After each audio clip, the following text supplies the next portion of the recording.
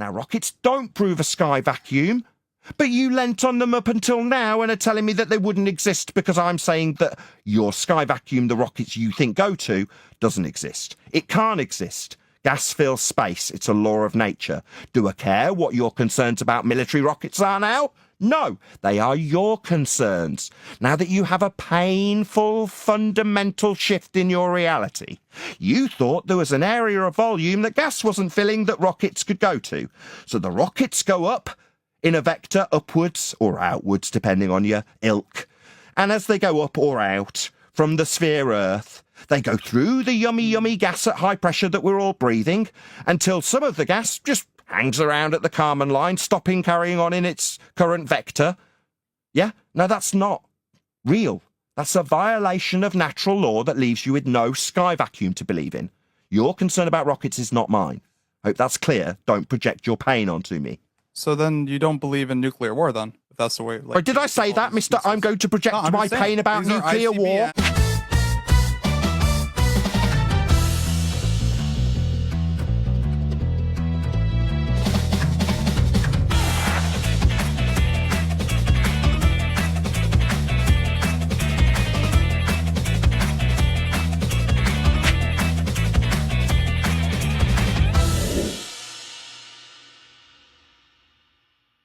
Because of entropy.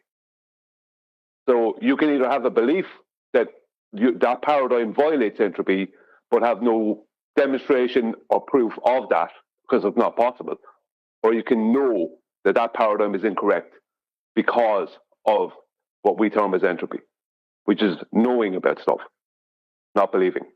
Thank you. You guys hear me? Hello. Hi, Apo. Yes, sir. Hey, what's up? So with the whole rocket thing, right? Why do you think rockets exist? Why do I think rockets exist? Is that your question? Yeah. I don't know. What do you mean? Why do rockets exist? So the reason why you have a lot of fuel inside these vehicles, right? They're created to essentially break through that gravity that's pulling it down. You said that that's incorrect. Gas would be released, right? No, that's incorrect. Okay. This ain't gravity that pulls it down? Yeah. Are you aware of a guy called Brian Cox? No. What about a magazine called Scientific American? You're familiar with that? No. Have you ever heard of Scientific American as a magazine and editorial for scientific literature? Are you aware of such a... don't really read magazines, no. Okay. Well, me quoting men of quasi-science isn't going to help then when I describe how gravity is not a force. It hasn't been a force for 109 years. Okay. So gravity as a force is a Newtonian, in name only, concept that mass attracts mass.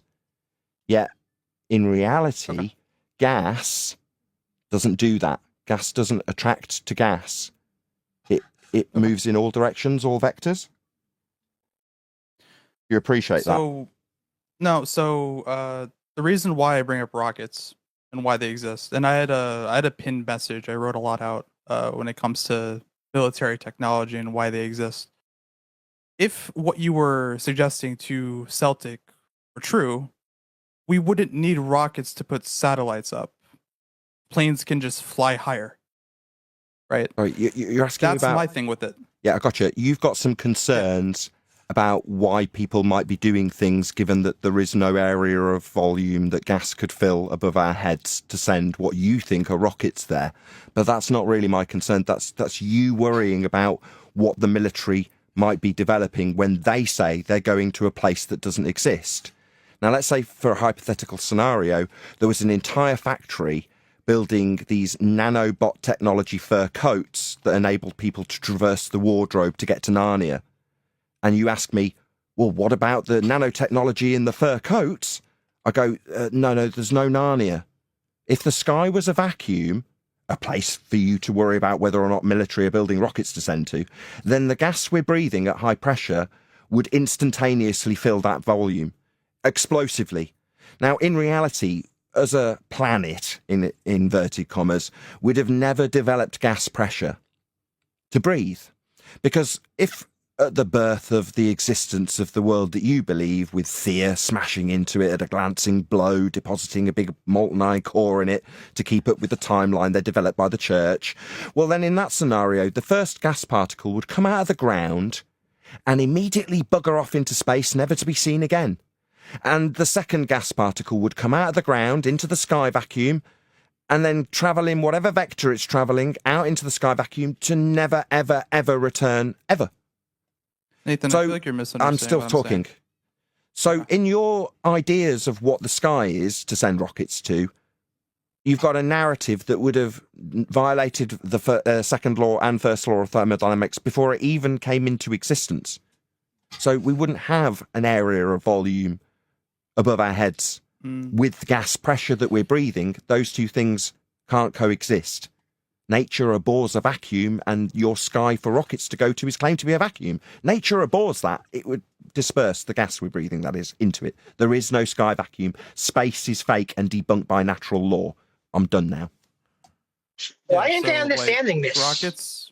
Rockets would not exist in your worldview. No, you're suggesting that. That's a claim that you now believe to be the truth. You're suggesting that rockets wouldn't exist because the sky's not a vacuum.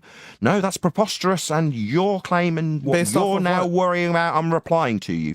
You would concern yourself that somehow miraculously rockets stop to exist because the sky's not a vacuum. No.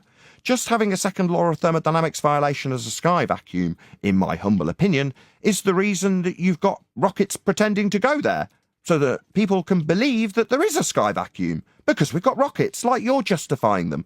Now, because there isn't a sky vacuum doesn't mean the rockets you believe in cease to exist. That's fundamentally paradoxical and idiotic, and certainly not something I'm saying.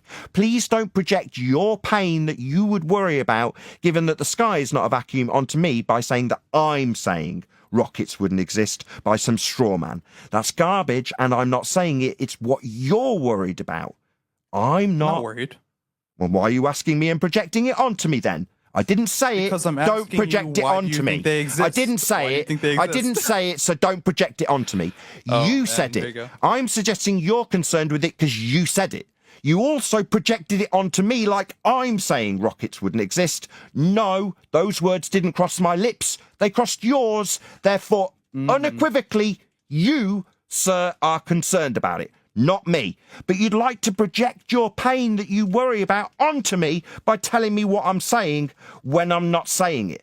I didn't say rockets wouldn't exist. You have gone to La La Land and concern yourselves about the things that you have currently believed proved your sky vacuum. Now, rockets don't prove a sky vacuum, but you lent on them up until now and are telling me that they wouldn't exist because I'm saying that your sky vacuum, the rockets you think go to, doesn't exist. It can't exist. Gas fills space. It's a law of nature. Do I care what your concerns about military rockets are now? No, they are your concerns. Now that you have a painful, fundamental shift in your reality, you thought there was an area of volume that gas wasn't filling that rockets could go to. So the rockets go up in a vector upwards or outwards, depending on your ilk.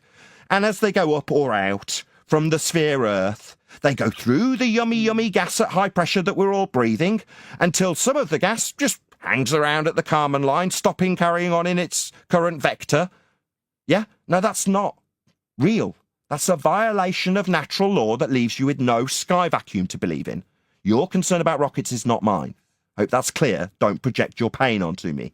So then you don't believe in nuclear war then? If that's the way. Or did I say that, Mr. I'm going to project I'm my just saying, pain about these are nuclear war? ICBMs, these are Did I rockets, say right? that, Mr. So- I will now project your further saying. pain about nuclear weapons. So you have a concern about nuclear weapons that you need to project on me, Mr. I've got a lot of concerns and pain that I need to project onto you.